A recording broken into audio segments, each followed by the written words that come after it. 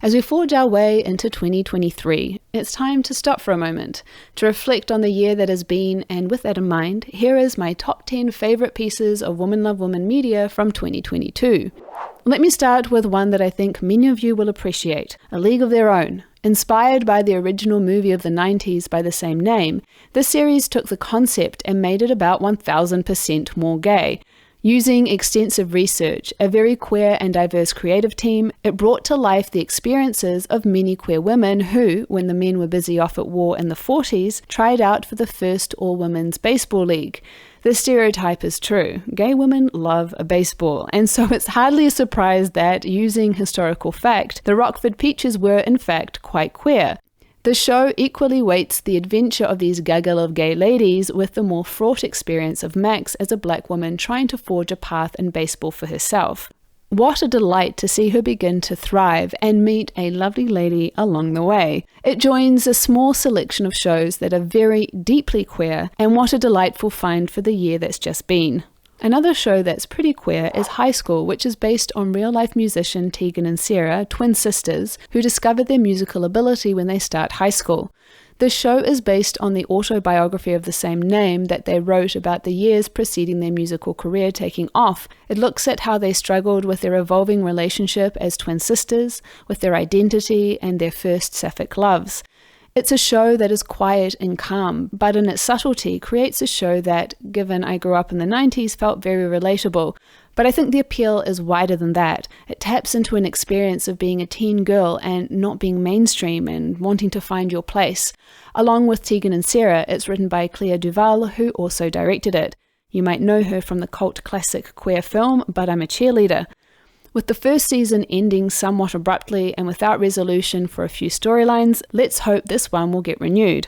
I'll be honest, I was surprised I enjoyed it as much as I did. The actresses.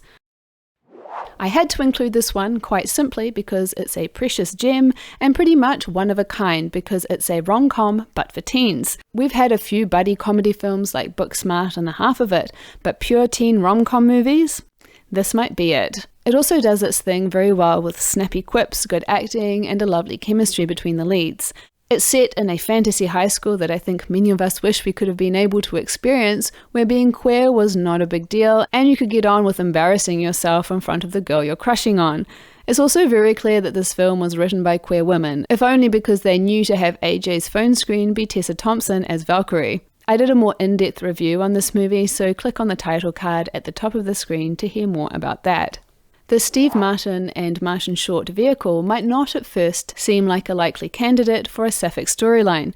And while Selena Gomez started out as a child actor, I have known her primarily as a singer, so having her suddenly acting along with these two comedy legends was, at first, a bit of a mind bend, especially as they make this unlikely but compelling trio of misfits as they investigate a death in their very cool old-school building and make podcasts as the murder mystery unfolds. You can be forgiven for thinking that Selena Gomez's character, Mabel, is quite straight in season 1, but it turns out that she's a bit more bi than you might expect when she meets Alice, played by Cara Delevingne. The question is Alice somehow involved in the murder that they're trying to solve? With the cliffhanger of season 2, it's unclear if Alice will appear in season 3, but it's fun and it's queer, and it was, ironically, given its grisly subject, a pretty comforting show to watch. For a bit of change of pace, I watched Rafiki recently as part of my 81 films and TV shows everyone should watch video, link in the title cards. This Kenyan film had long been on my list as I'd heard good things about it, and I was curious to see how a film, made in a country that had banned the movie due to its queer content, would portray its characters. I think it was an incredibly brave film to make by Wanuri Kahiu, who refused to change its hopeful ending to something more tragic to get past censors. As it is, it's a cute film that follows Kenna as she waits to find out if she can go to study medicine, and the romance that develops with the daughter of a local politician. It's a story that doesn't ignore the reality of being queer in Kenya, but neither does it bend to it, providing a more hopeful perspective for those that don't fit into the narrow boxes allowed by society.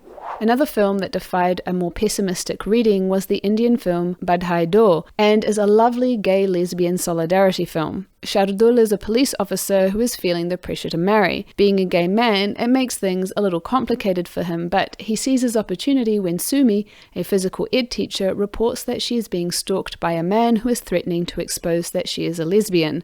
He then offers her a lavender marriage where they can get both their families off their backs and live as roommates. This allows Shardul to continue his love affair with his boyfriend Kabir, and Sumi soon meets and falls for Rimjim. While things go mostly smoothly at first, difficulties naturally arise, especially with the interference of family who are determined to get them pregnant. Of the small canon of queer Indian films out there, this has to be one of my favourites, striking a good balance between the drama and the comedy, and providing a look at something that may be the only real option for some people given the culture that they live in.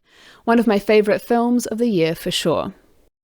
I imagine if you follow my channel, this show appearing on my top 10 list is hardly a surprise.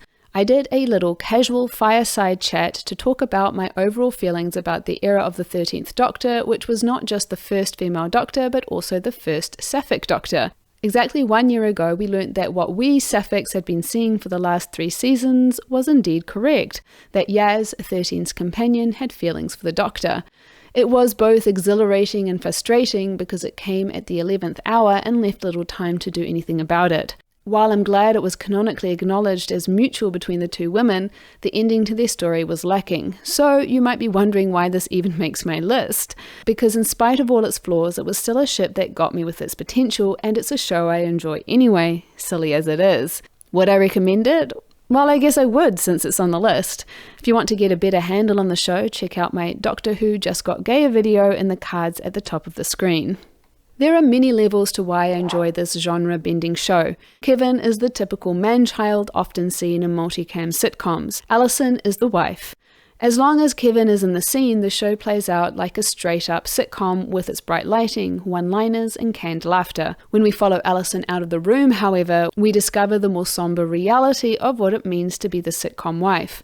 Through this conceit, it deconstructs the toxic masculinity inherent in those kinds of shows and how it hides an abusive relationship behind the bright lights and canned laughter. After 15 years of this, Alison is feeling stuck, but the situation is also untenable, and so she devises a plan to kill Kevin, which she unwittingly pulls Patty, her longtime neighbour, into. Over the 2 seasons of the show, we learn that Patty is queer, and though she ends up in a relationship with the local cop Tammy, who is on their tail, I think she's sporting more than a little crush on Alison, which is why she keeps helping her out. Depending on how you read it, that stays more or less in subtext, but it's clear that they are each other's person. I thought it was a cleverly done show. This was one of the shows cancelled this year, and I have to say I'm the most bummed about this one because it was an excellent show with so much potential to go in an interesting direction. Starting out in 1988, it's based off a comic series when they are unwittingly transported 31 years into the future as part of a larger ongoing conflict between the factions of future time travelers.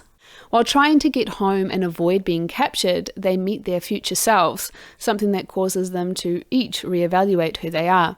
KJ discovers that she's into girls, something she already suspected as she is crushing on Mac, but perhaps she's not ready to deal with that yet. Unfortunately, we won't get to see KJ deal with it, or even if there's a chance of something between her and Mac, because the show was unceremoniously cancelled on a cliffhanger. Terrible, terrible decision. I'd love to hear what your top pieces of content were in the comments. If you like this video, please give it a like. If you're not subscribed, what are you waiting for? And until next time, lady lovers.